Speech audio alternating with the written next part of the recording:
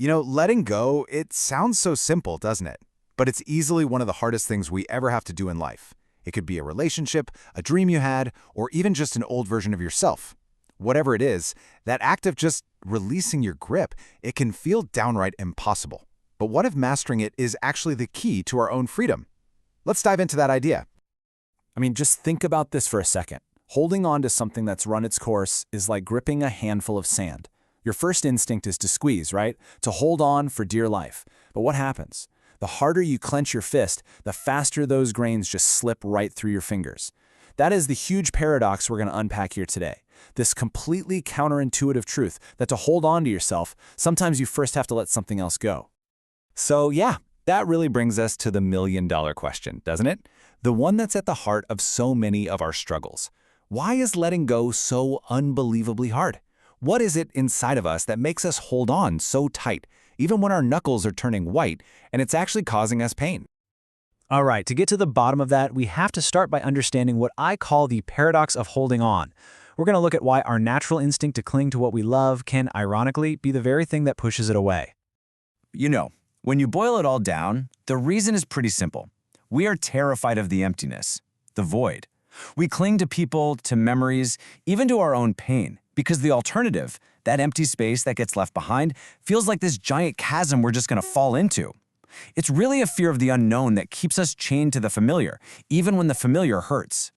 In this resistance, it's basically a fight against one of life's most fundamental truths: impermanence. The fact that nothing stays the same. Everything is always changing, the seasons turn, our goals and dreams evolve, and even the most intense feelings we have, they eventually fade. Trying to fight that is like trying to tell the ocean to stop its tides. It's just futile. Okay, so if fighting the current is pointless, what's the alternative? Well, this leads us to a pretty radical idea: finding strength in surrender. And this requires us to completely rethink what it even means to be strong in the first place. See, we're all kind of taught that strength is about fighting, right? It's about resistance, about control. But true power, a lot of the time, it's on the complete opposite side of that. It's in surrender. It's in acceptance. It's in grace. This is the big shift from struggling against the current to learning how to just flow with it. Here's a great way to picture it. A river doesn't try to just smash its way through a giant boulder. It doesn't waste its energy. It just bends around it, and it never loses its direction. That's the kind of graceful, powerful strength we're talking about. Not forcing our way through things, but learning how to navigate around them. Okay, so flowing with grace sounds awesome. But how in the world do you actually do that when you feel completely stuck in the past? Well, that brings us to this crucial turning point: learning how to choose what now. This is the exact moment where you go from being a passenger of your past to the driver of your own future. A huge piece of this puzzle is closure. We often think of it as something we need to get from somebody else, like an apology or an explanation. But here's the thing. Real closure isn't something someone gives you. It's something you create for yourself. It is an internal decision to say, I'm done waiting. I'm starting to heal now, even if you never get the answers you think you need.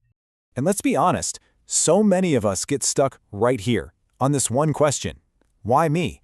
It's a question that keeps us totally locked in the past, just replaying old wounds over and over, feeling like a victim of everything that's happened. But wow, the second you learn to ask a different question, what now, everything changes. This question literally snatches the power back from the past. It shifts your whole focus from what was done to you to what you can do for yourself. And that, right there, is the first step toward actually moving forward. And a massive part of being able to ask, what now? Well, it's forgiveness. And look, forgiveness is not about saying what happened was okay. It's about realizing that holding onto that grudge is like carrying around a heavy suit of armor. You think it's protecting you, but really it's just weighing you down. Forgiveness is choosing to set that armor aside so you can finally move freely again. But look, letting go isn't just about forgiving other people or moving on from things that happened to us. To be honest, maybe the heaviest baggage we carry comes from right inside ourselves. And that's why we also have to focus on releasing your inner critic, that relentless pressure and all those crazy expectations we put on ourselves. I'm talking about those invisible chains we all seem to carry around. Things like perfectionism, constantly comparing ourselves to others, that nagging fear that we're just not good enough. They make us define our own worth not by who we are, but by what we do or achieve. And man, that is an impossibly heavy burden to carry through life. But when we can finally let go of that need to control every single outcome and release our grip on those rigid life plans, something amazing happens. Life just feels lighter. There's this incredible freedom that comes from simply allowing things to unfold the way they're meant to. Yeah, this takes a deep sense of trust, a belief that we don't have to chase down and force every single thing to happen. It's about trusting that the right people, the right opportunities, they'll find their way to us when we stop fighting and just start allowing. And that, my friends, brings us to our final and honestly most hopeful part of this, making space for a beginning. Because when we actually allow things to unfold, we realize that letting go isn't an act of losing something. It's really an act of creating something new. And it's so important to get this. This is not a one-and-done kind of deal. Letting go is a gentle, ongoing practice. It's a continuous dance between accepting what is, right now, while still holding on to hope for what could be.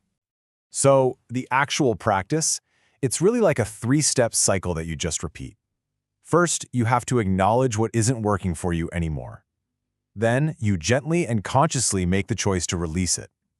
And by doing that, you automatically create space for something new, like peace or clarity or a whole new opportunity to come into your life. So in the end, letting go, it's not even really about the ending, is it? It's about having the faith to believe that inside every single goodbye, no matter how painful it is, there's always the tiny seed of a brand new beginning just waiting for its chance to grow. So let's just leave it with this thought, because it really just sums the whole thing up. Letting go feels like we're losing control, but maybe, just maybe, it's the exact opposite. Maybe it's about finally gaining the wisdom to trust that there's a bigger flow to things, and that life ultimately knows what it's doing. So I'll ask you, what's one thing you could start to let go of today to make a little more space for tomorrow?